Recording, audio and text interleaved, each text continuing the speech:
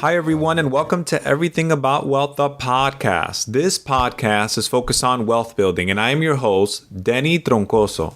This is episode number 12.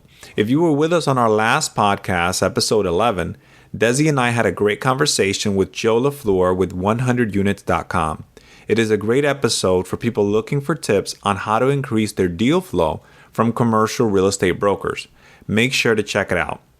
In this episode, Desi and I interview Rusty Rich, a commercial real estate appraiser. It is an episode packed with tips on commercial property valuation. This is a great episode for those wanting to know how appraisers come up with their values, and as investors, how you can come up with your offer. As always, be ready to take notes. If you don't already, please follow us on Instagram at Denny Troncoso or at Desi Troncoso. Hey everyone, and welcome to Everything About Wealth, the podcast. I'm Denny Troncoso, and I'm here with my business partner and life partner, Desiree Troncoso. Hey everyone. Hey, and we're getting ready to have a great call with Rusty Rich. Rusty Rich is a commercial property appraiser, and he's a graduate of the University of North Carolina at Chapel Hill. He received his Bachelor's of Science there. And he also is a graduate of Johns Hopkins University, where he received his Master's of Science in Real Estate in Appraisal and Valuation. He's currently a Senior Managing Director with Integral Realty Resources in Birmingham. And Mr. Rich has over 20 years of commercial real estate valuation and advisory experience. So he knows his stuff. He focuses on the Southeastern and Mid-Atlantic United States. Since 1998, Rusty's performed appraisal assignments on a wide variety of commercial real estate product types, including office, retail, industrial, multifamily, hotel, mixed-use properties, as well as vacant land. Rusty's also worked with a variety of clients, including pension funds, REITs, insurance companies, attorneys, owners, developers, and so much more. Rusty, are you there? Yes, I am. Thanks for being on the call today, Rusty. No, I appreciate the invitation. This should be a lot of fun. Yes. I look forward to talking real estate with you. Yeah, it sounds like you have a heck of a resume there. I was just thinking when Denny was reading it, I was like, that sounds great. Is that me? Yeah, seriously.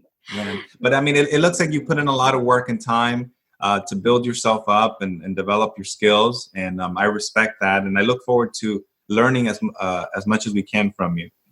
Yeah. And I guess, Rusty, we've heard a lot about you from Denny's introduction, which sounds like you are very knowledgeable in the field. What made you decide to get into the appraisal field? Well, like many folks, 20 some odd years ago, I'm getting out of college. I'm looking for a job. Real estate's always been something that intrigued me. My family's owned a few, shopping centers or properties here and there, nothing, overly extensive. I grew up in North Carolina, so in a small town. So we owned a few properties. I always found it interesting. And, during my interview process, I just got an opportunity with a really good, smaller real estate firm in Washington, D.C. that valued a lot of institutional quality properties like, office buildings in downtown D.C., things like that. So it was a very good opportunity and really gave me a great amount of experience in a short amount of time. So I thought it was a good chance to, move away from home, but not that far away from home, move into a kind of a top 5 market in the country. And it was fantastic. So that's how I kind of got into it. It's a little bit in the blood, but at the same time, it was just a really good opportunity at the right time. Very good. And I see that you have a Master's of Science degree in real estate appraisal and valuation.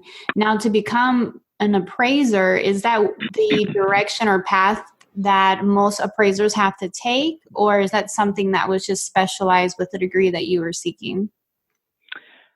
Yeah, I would say most appraisers go through, there are several education providers. Most people take their classes through the Appraisal Institute.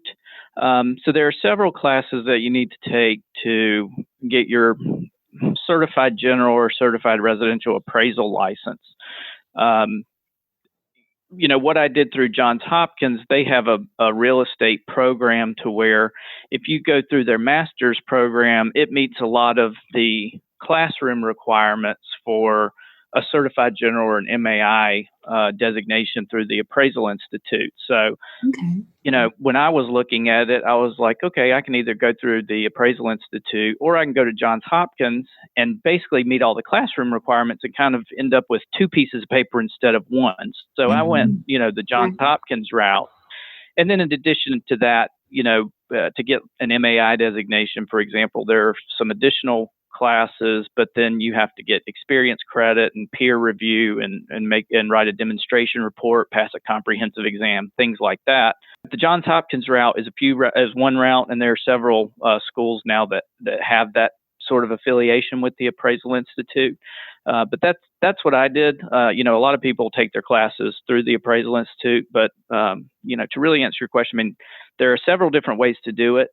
But there is a lot of additional education that's required as you get into the field to become licensed. Your path, you had it in your blood with the real estate background with your family, but then you went on your own route to become a professional. Because one thing is being an investor and owning property, then one thing is becoming also a professional in the industry, which is also what you did. What stood out about that, the career? Anything that you weren't expecting? I mean, and we're talking about the coursework, the material, where there is the finances, the spreadsheets. What stood out to you, and what did you enjoy the most? I guess I'm sort of a project-based person. I like the idea of getting into something, kind of getting your hands dirty with it, learning everything you can about it. But it has kind of a finite duration, and that's one reason I like commercial properties rather than residential. Is if you're doing a residential appraisal, you're kind of in and out. With a commercial property, you really get to learn the nuances about the property and what kind of makes it tick, and really learn a little bit more about the market. I like the idea of being able to kind of dive in head first, really submerge yourself in this particular property and market for a week or a couple of weeks. And then, once you kind of, develop your opinion of value, get your answer, learn about it, there's a sense of accomplishment when you're done. Then you're ready to move on to something a little different. And that's kind of what makes it interesting is, you might be doing an industrial building one week, and the next week you're doing an apartment. The next week you're doing a shopping center. So the diversity of it is pretty attractive. It just kind of keeps things interesting. And in your current market, are you currently still doing all the different varieties of commercial real estate, office, retail, multifamily, or are you specifically in certain niches there? I tend to be a generalist. I mean, appraisers come in all sizes, shapes. I'm in Alabama. Our market's not overly diverse in the sense of its depth, let's say. So, it's hard to be somebody who specializes in just doing hotels in Birmingham or in the state of Alabama. It's just, there's not that much product necessarily. I tend to be a generalist, and I run an office for a national firm. So we kind of, we stick to a lot. We do a lot of different things, but there are certain property types that we have specialty practices, for example, in our organization for things like seniors housing and healthcare, whether it's hospitals or assisted living or things like that, or hotels, convenience stores. There's certain property types that have their own special little nuances, and it's my personal feeling that you kind of either do those or you don't do those. I don't think you should do certain property types if you're going to do one of them every couple of years, because if you're not doing it consistently, you kind of miss current trends and what's going on with the market and how people are treating different things. To answer your question, I do a lot of different things. It is mostly kind of your office, industrial, retail. We might appraise a lot of churches, a lot of apartments. When we have kind of specialty properties that I would refer to, I'll tend to bring one of our outside experts in and kind of work with them on the appraisal. So, they might do the heavy lifting on it, but maybe I'll help with local market knowledge and some research and things like that. So that's what we do. specifically, but like I say, appraisers do come in kind of all shapes and sizes.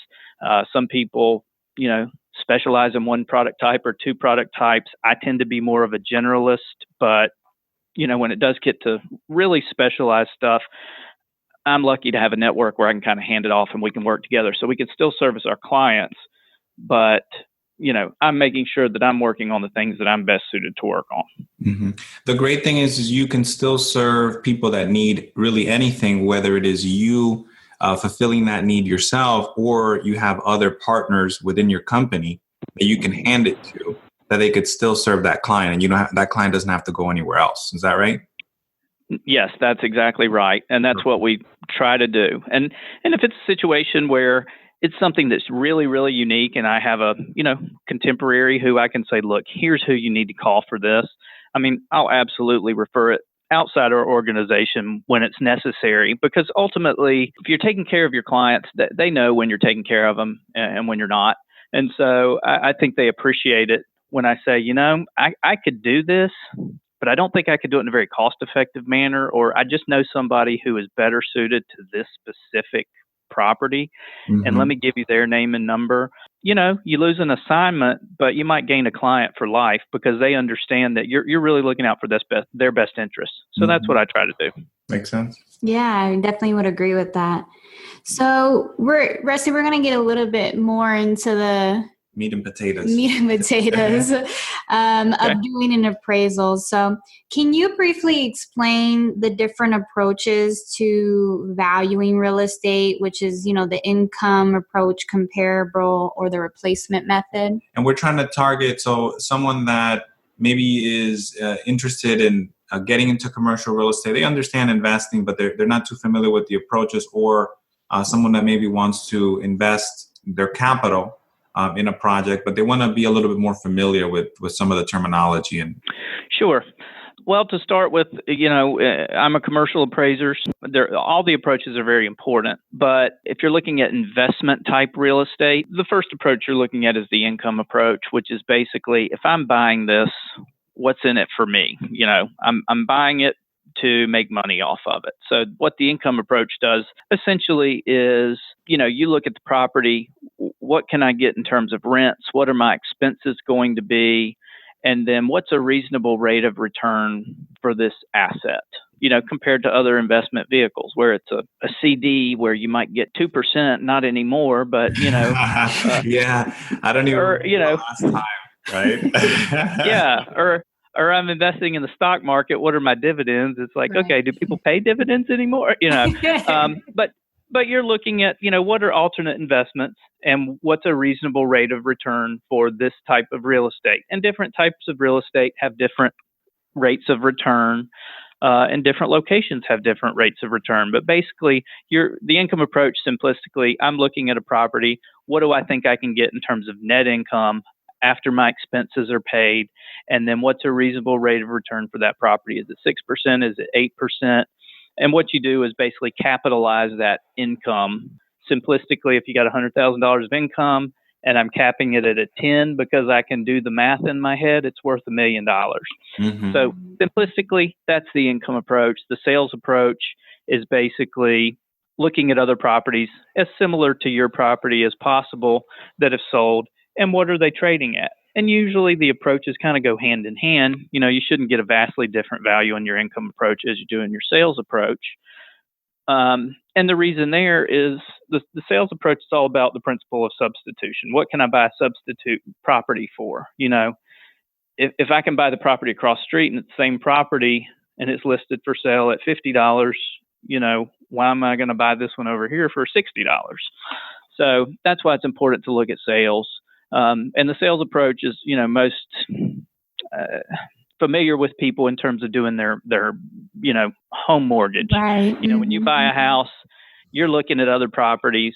Hey, and people don't necessarily realize it, but they're doing the sales approach in their head all the time when they're buying a house, and they're making adjustments in their head. Well, this one has a pool, that one doesn't have a pool. Well, that bedroom's a little bit smaller. I don't really like that. I really like the bathroom in this bathroom. So they're going through the sales approach process in their head, whether they realize it or not. Good point. So yeah, that's the sales approach in a nutshell. And then the cost approach is what's a reasonable replacement cost for this property, less any depreciation. If it's 10 years old, there's a certain amount of depreciation. If it's brand new, there's not any. And once again, that gets back to the principle of substitution as well. If this property is listed for $100, but I could build a brand new property for $90, why would I buy this one when I can build one for less?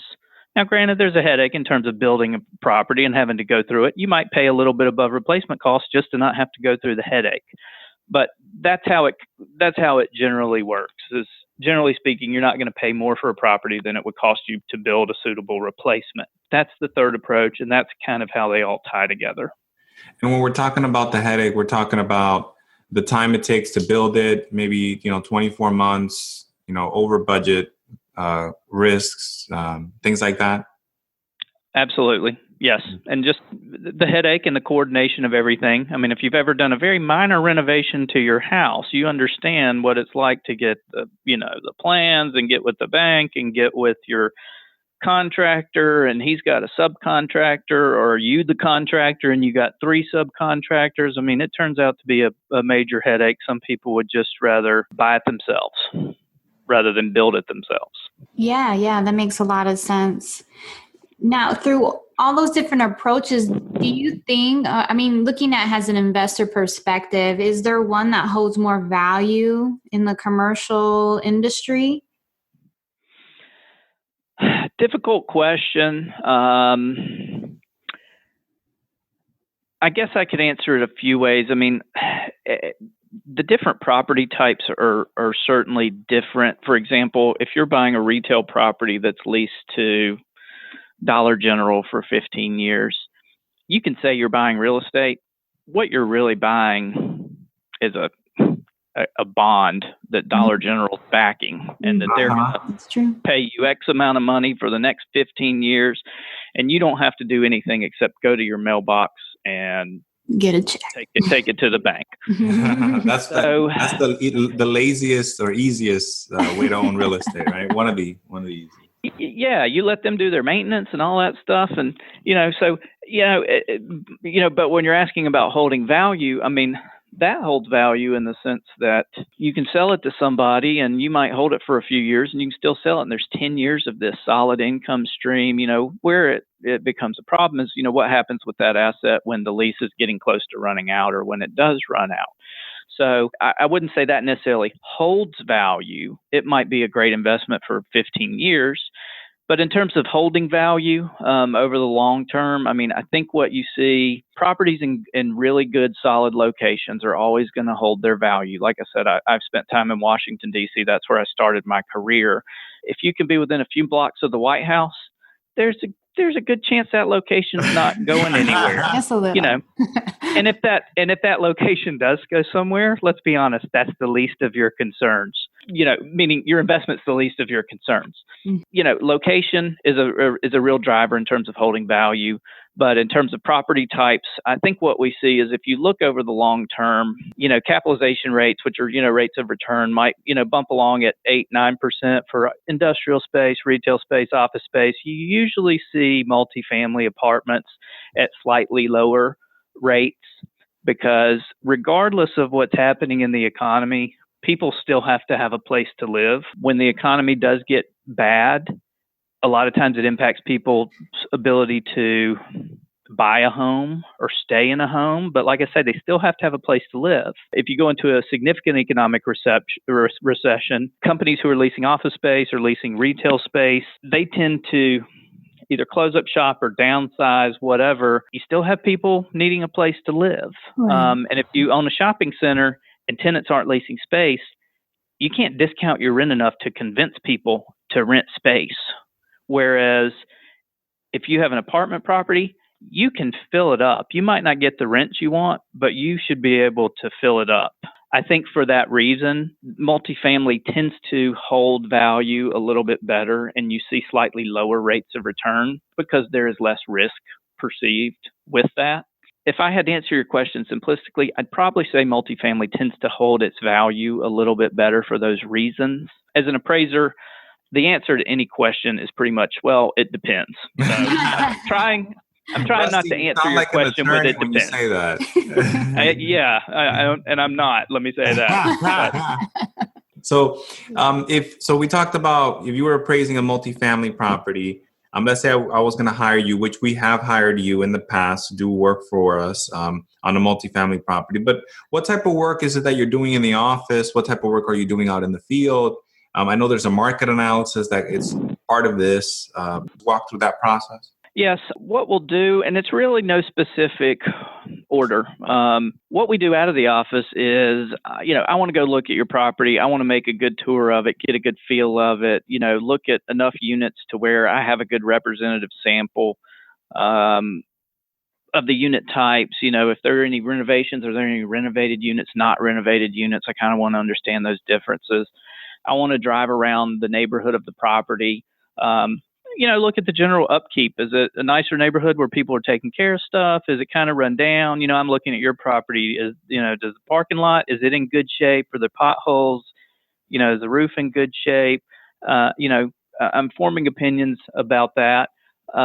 Ideally, looking at other properties that you compete with, some of that's done in the office because the internet's a wonderful tool for that nowadays. But there's a certain amount of driving the neighborhood and looking at it. And I want to identify your competitors. So whether I do that out of the office by driving around or on the internet, it's usually a little bit of both. But I want to drive by those, see how those properties compare with yours, because I want to examine what your rent levels are, looking at your rent roll and your asking rents. But then I want to call those guys and try to get them to talk to me. What are your asking rents? Can you tell me how occupied you are? Are you running any specials? What are you guys seeing in the marketplace? Who are your main competitors? So we're doing all that kind of primary research and done a mix out in the field and then some in the office.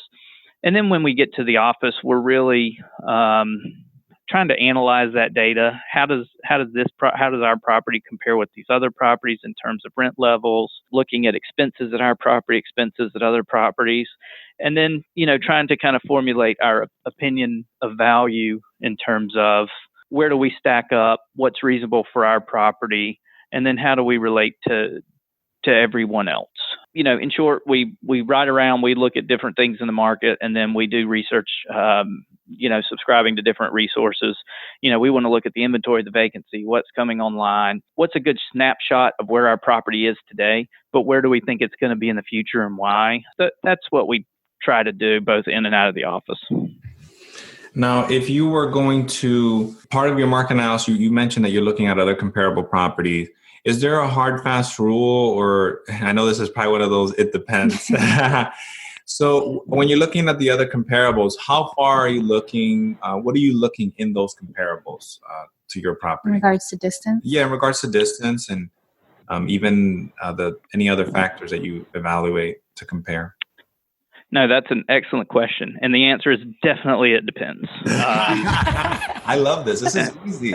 No, No, it does, because like I say, it's if I'm looking at an apartment property, obviously it's talking to those property managers and who's your main competitor. You could be in an extremely small market and you might compete with somebody in a neighboring town. Generally speaking, that's not going to be the case. For an apartment, your competition in terms of the income approach and your rent comp should be right there in your local market area. That being said, if we were looking at a smaller market in Alabama, maybe a town that has, 30,000 people or something, might have 6 or 7 apartment complexes, whatever. Well, the chances of having, when we're doing the sales approach, we don't want to go back more than a year or two, or, that depends as well. But you don't want to go back any further than you need to in terms of sales. But if there's only been one sale in your market, or there haven't been any sales of comparable properties in your market, you go look at similar sized towns. That could be the next town over. It could be 200 miles away, but it's a similar town. It's a similar distance from Birmingham or Huntsville or, Orlando, wherever. Mm-hmm. So It really depends, and it depends on what approach we're looking at. And there are certain property types where if you were appraising a new Amazon warehouse that's 1 million square feet, your market's probably and it's leased to Amazon for 20 years, your market's probably the entire country. Minimally, it would be on a regional basis. Mm-hmm. That makes a lot of sense. Because how many, 1 million square foot leases are out there, and 20-year sales of, Amazon type credit properties. So like I say, it really does depend, but I think with that answer, you can kind of see where it would vary from property to property. Generally speaking, the smaller the property or the more homogeneous the property, the more kind of run of the mill it is, the easier it is to find comps in your local area. The more specialized or larger it gets, generally speaking, the wider you have to go geographically. A hotel would be an example. The only thing that would go against that is, for example, the Dollar General that I brought up previously. There are Dollar Generals all over the place in the South. I can look at, say, hey, there was a Dollar General that sold 3 years ago, and it's right down the street. That's great. But you have to remember, people are buying a cash flow stream from Dollar General. They're not necessarily buying a real estate asset in that case. In cases like that, we might go regionally, and we want to get the most recent sales of Dollar Generals as possible, because the location doesn't necessarily tell us as much, because investors are really buying a cash flow stream from Dollar General, and that's what they're paying for as opposed to the real estate. So investment rates of return might have moved significantly in the last 3 years. So you could have a sale of a Dollar General in the next town over from 3 years ago. It's not as good of a comp as one that might have sold in Tennessee last week. So, because it tells you what investors are currently doing at that time. So, like I say, that's why the answer is it depends. But those are a couple of examples of, what it would depend on and why you might do different things in different situations. So hopefully that kind of answers your question.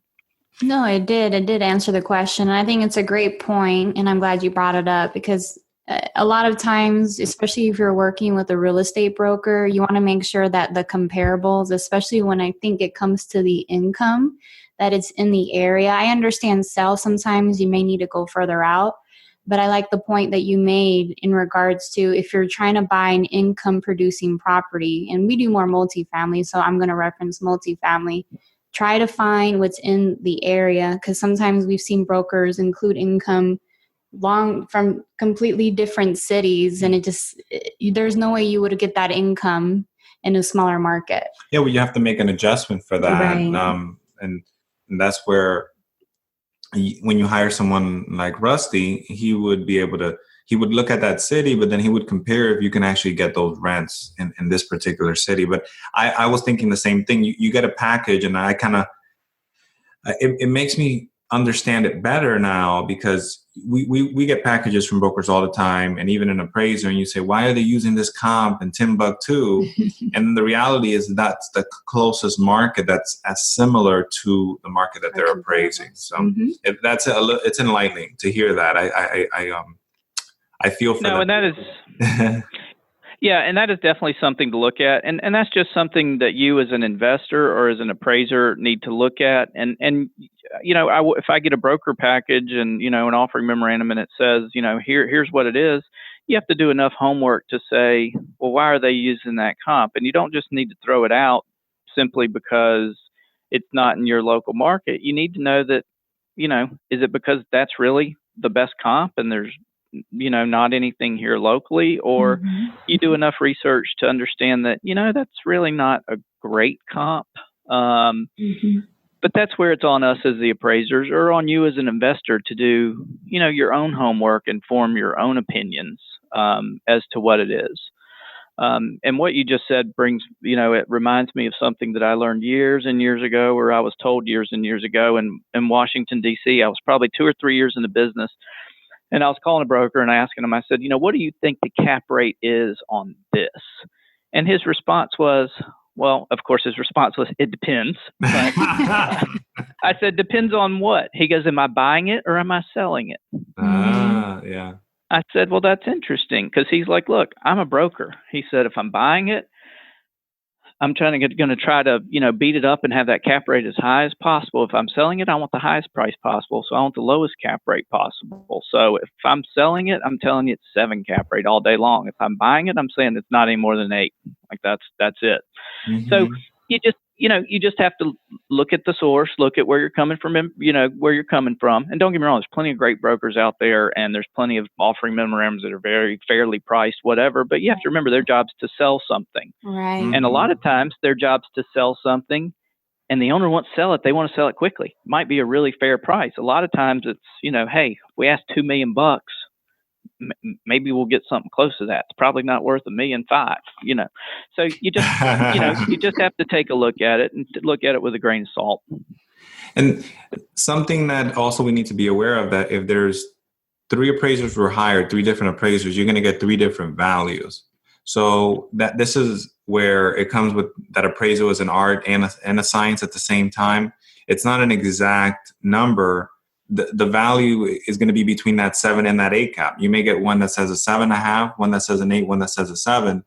But it's actually a range of value that you're getting. I don't think it needs to be that broad, but you understand what I'm saying, Rusty? And would you agree with that? Yeah, I would absolutely. And once again, it depends on what it is. To go back to the Dollar General example, the correct cap rate should be very narrow at any given time, because there's enough data out there and enough of these things selling, and the income is so predictable. It is what it is. Like whatever they're paying you in rent, that's what it is, because they're doing all the operating expenses themselves. They're paying all the CAM, they're paying the real estate taxes, they're paying all that stuff themselves. All you have to do is walk to the mailbox and get a check. So what the income is. Mm-hmm. And it's going to be flat for 15 years. So there's enough sales out there to tell you, hey, this cap rate should be 7 or whatever it is. So in a case like that, it's still an opinion. There's still a range, but it should be a very narrow range among appraisers. As you get to properties that are a little more weird and there's more assumptions that go into it, that's where you're right. It's a science, because we're trying to gather as much data as possible and then formulate our opinion based on here's the methodology, here's this, and here's what we're doing. But it's an art in terms of, if I say the rent's $15 up here, that might be at the top of the market. Okay, well, if I'm looking at my vacancy rate, would my vacancy rate be consistent with the market? Well, if I'm forecasting a rent that's a little bit higher, I might want to think about a little bit more vacancy. Whereas if I put a little lower rent on it, I could probably put a lower vacancy, because there's a greater probability that I can lease it up for that. And depending on, how conservative or heroic your assumptions are, that impacts your cap rate, your rate of return. If you're making assumptions that are a little riskier, you probably need a little riskier cap rate, which is a little higher. Yeah. So it really just varies, and it depends. But you're right. I mean, it's a science, because there's a methodology. We've got a big textbook. Here's what we do. Here's the accepted methodology. All that is science. But at the same time, it is certainly an art form, and there is certainly a range of value for every property. And you're right, 3 appraisers can have 3 different opinions, and it doesn't mean that one of them's wrong. And that's just one of the things that we run into is, people open up an appraisal report and they see that number and they're like, that's what it's worth, he's wrong, whatever. Well, that's the thing that gets me is, I keep my office TV on CNBC or whatever, and I can sit there and watch the stock market bounce up and down all around, whatever. Does that mean that it was wrong 5 minutes ago? I mean, things change, and it's an opinion. Right. And, it's just funny how as appraisers, people treat your value as a fact. And it's like, no, it's not a fact. It's an opinion. Mm-hmm. And things are constantly changing that might, change that opinion. So, it's just a little unique and a little interesting, and I always find it funny when you have a multi-billion-dollar corporation whose stock price drops 20% in a day. Whereas if I'm off 1% on a value, people want to hang me out to dry. You're the worst appraiser. It doesn't matter your education or anything at that point, because you hit their number. Yeah. So, it's interesting, but you're right. It's a science and an art. At the end of the day, it is an opinion, and different appraisers have different opinions. It doesn't mean that one's right, one's wrong. There is always a range of value, and I'm a firm believer you can have multiple different values in that range of value, and everybody be reasonably correct. The hard part is, when does it get out of the range of value or out of the gray area or whatever? There's not anything that says, there's no red light that goes off that tells you when you're outside of a reasonable range, because it's all an opinion. So yeah, you're just going against the grain of your other appraisers at that point. I was going to say, and I know we talked quite a bit about the appraisals, but one thing I'd like to ask you before we move on to something a little different. Yeah, about the market itself that we're in right now is, I know that when you get an appraisal, you typically get an appraisal to what the property is worth today in its current condition. But there's also in appraisals for a future value of the property. They call it, I believe, an after repair appraisal or an as renovated appraisal.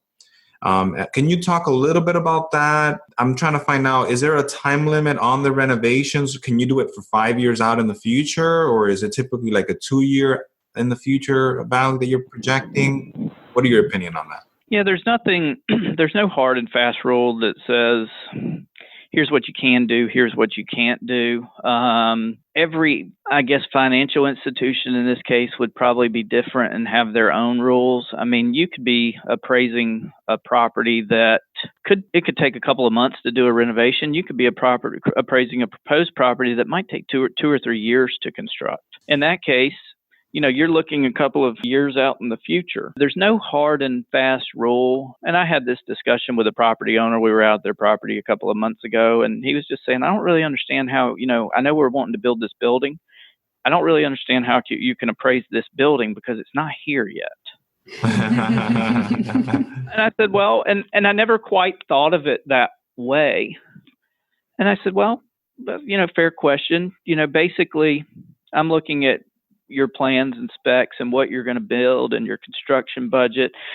And you're essentially appraising that property as if it was built now. And, if it's like it's going to be an office warehouse or an apartment building, it's going to be like this one, I can go look at that one and, hey, I got a good feel of what this is going to be when it's done. And you're not appraising it on a hypothetical basis as if it's done on that date. That's something that we can do also. But really, you're saying, look, in 2 years, this property is going to be here. Here's what we think the rent's going to be, the expenses. Here's what we think the property's worth. And so we'll give an as-is value. Here's what it's worth now. Might just be a land site. Here's what it's going to be worth when it's completed. It might be a property that needs to undergo lease up. Hey, I've got a Walmart that's going in here, but I'm going to build about 30,000 feet of shop space too, because I know tenants are going to come. A lot of them might be there when it's done, but it might not be fully leased by the time the Walmart's completed.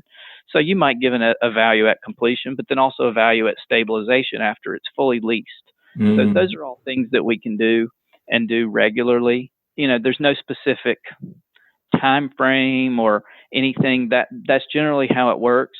And that's why we do it and kind of how we do it. And it really just depends on each specific deal, because a bank can't tell you, well, you can't give me a value that's more than a year in the future if you're appraising a property that's going to take 2 years to build. That's not really something we run into to answer your question. It kind of is what it is. Yeah. How long is it going to take you to build? What's the completion date? And then it might be our job to say, okay, here's how long I think it's going to take to stabilize. So maybe that valuation date is something that the appraiser comes up with based on looking at the market. Got it. So hopefully that satisfactorily answers what you're asking. Yes. And it sounds like it's a very flexible process that you're looking to meet the requirements of the lender or even the requests of the investor. You can pretty much create I'm thinking about like an ice cream shop. You can do the ice cream however you want. Just tell me how you want it and I can create it. And depending on the amount of work that it entails, there's a fee for that, but also to make sure that it's accurate, there's an explanation. So. No, that's right. And we don't have a magic crystal ball or anything like that. But at the same time, I mean, you're trying to, the purpose of doing, the bank's making a loan. We're going to make a loan. It's going to be a construction loan. Okay. Well, we expect this property to be done 2 years from now. Okay. 2 years from now, what's it going to be worth? Because at that point, we're going to want to put permanent financing or whatever. So what you're just trying to mimic, you're trying to mimic reality is all it is. So that's generally what we try to do. Now, just hearing that, it makes me a little interested and curious, I guess, because I know you said that sometimes they ask you, like, how are you valuing this property if it's not even here? Or even for current properties. Have you ever had where someone questions the value you put on a property? And if they do, how do you go forward with someone that may say, I understand you're giving me this value, but I think it may be higher than what it is? Well, that's interesting because nobody's ever questioned That doesn't happen to you, Rusty. Never. No, it doesn't happen to me. I've heard it happens to other people, but it never happens to me. No, it does happen, and it happens a lot, as you can imagine. You have to remember, as an appraiser, I'm an unbiased third party, and we even sign a certification that says, look, I don't have an interest in this property. I don't have it in for one of the owners, or, one of the owners isn't my best friend. I mean, I'm just an unbiased third party trying to give you an honest opinion. So, that's number one. And then, the other parties that involved, they do have a vested interest in the property. And I understand that.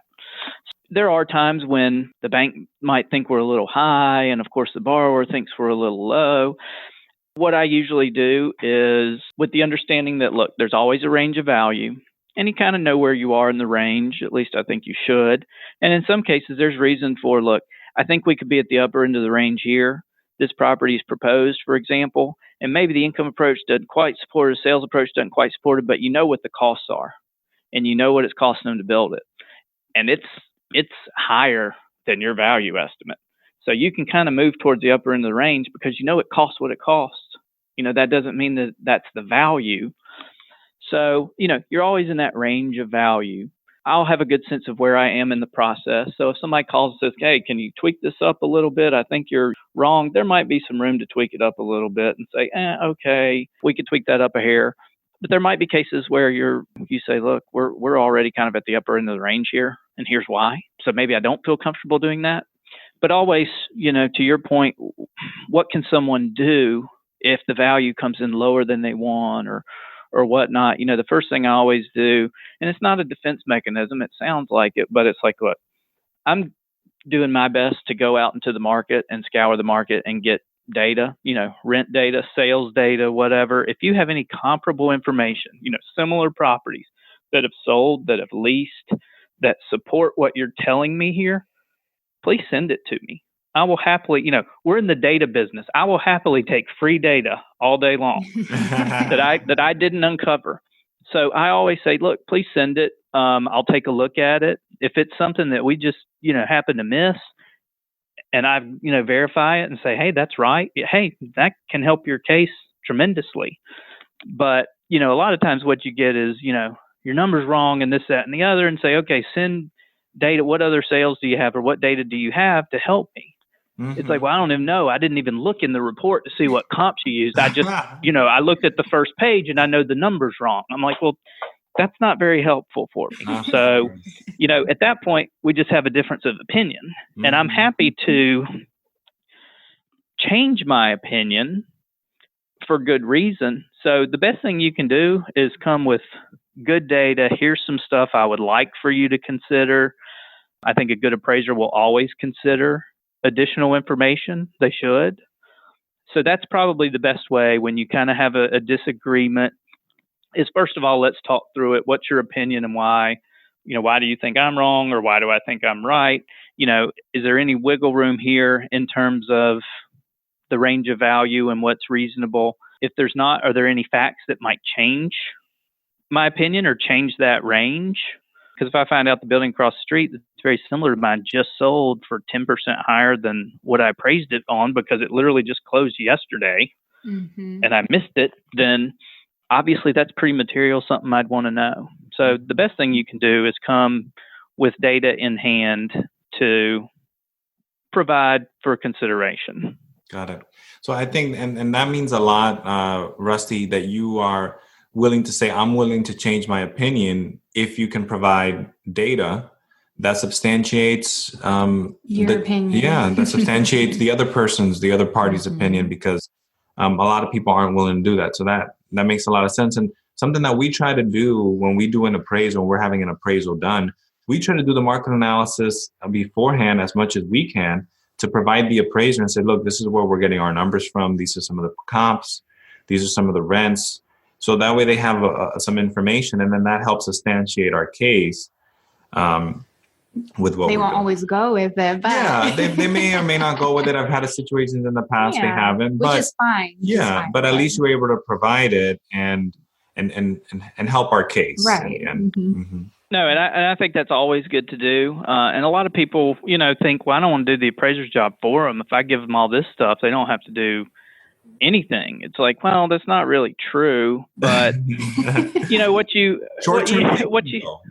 have to keep in mind is, I think it's better to provide it up front. I mean, I'll admit I'm guilty. When I've got an appraiser who's appraising my house or whatever, knowing that I'm an appraiser, I won't, stick my MAI business card in his hand when he comes in. But I'll say, look, I'm an appraiser too, and here's the 5 comps I think are the best comps. Here you go. I'm not trying to do your job for you. You do your job. But here's what I think, and here's why. Now, should I do that? I don't know. But, at that point, I've got my homeowner trying to get his house refinanced hat on. I don't have my appraiser hat on. But I always think it's a good idea to give the information you have. I think some people kind of have a false misconception of, well, let me let the appraiser come up with his idea, because he might even have a higher number in mind than I do. Usually the way that works is he comes in, of course it's your property. You probably think it's worth more than it is worth. So the appraiser doesn't come in higher. He comes in lower. And then you want to come out and say, well, what about this and what about this and what about this? Well, first of all, you just made your appraiser mad, because it's like, look, if you had all this info that you want me to consider, why didn't you give it to me in the first place? Yeah. Is that what you're saying? Why didn't you don't fight your appraiser? Yeah, why didn't you give it to me in the first place? And then secondly, once he or she's already done the appraisal report, in their mind, they feel pretty good about that number, or they wouldn't have put that number on it in the first place. So like I say, if you come with something that's good and material and, hey, it changes things, then I think you should still take it into consideration. But, I'm a big believer in efficiency. If we have an issue with a client, or we're doing an appraisal and here's what we have, and, I have questions about the property, or, you've asked for this valuation area. Well, this isn't really what we need. We could do it this way, or we could do it this way. I mean, I'll pick up the phone and call them and say, look, I would much rather let's spend 5 or 10 minutes talking about this. Let's get this squared away up front so that we're all on the same page with what we're going to do. Because I don't want to write up a report, because, our reports are on commercial properties. They're 100 pages long or whatever. I don't want to go down this road of, here's how I analyze this, send it to the reviewer, and them say, oh, well, we really kind of wanted you to do this, so can you just change that? Chances are it's not going to take 5 minutes. It might take an entire day to redo all this stuff that I did in this portion of the report. So it's absolutely worth the 5 or 10 minutes at the beginning of the process to have that conversation and make sure we're on the same page. And I think the same is true, from a borrower or a property owner. I think it's important to just go ahead and say, hey, let's just get all the cards out on the table. Here's what I have. Consider it, don't consider it. Because, like I say, once an appraiser kind of turns that report in, he's a pretty firm believer in his number, and it's harder to get him to change his mind once he's already made up his mind, as opposed to, hey, let this part be part of your decision-making process. That's my thought. Got it. So to rehash what you just said, and there's a bit of professional etiquette, and also to keep things efficient to make sure the appraiser is using their time effectively, because they're putting in a lot of time to put these reports together. So work beforehand, before they start the report, provide the information to the appraiser to substantiate your value. You're the one that's interested in your value as the buyer or the seller. So give them as much information as possible. And then If there's something that's in there that's incorrect, bring it up to their attention. And have a conversation if it's material. But in the end, don't try to not provide any information when the information was available, and then you, at the end of the valuation, try to fight the appraiser on their value, because it's just, in the end, it's not going to get you anywhere. Oh, you could bring it up, but it just needs to be something material. Would you agree with that, Rusty? Yeah, I think that's fair to say. And the only additional thing I would say is, when you're dealing with banks, the amount of interaction that the appraiser and the borrower has is usually very limited. Okay.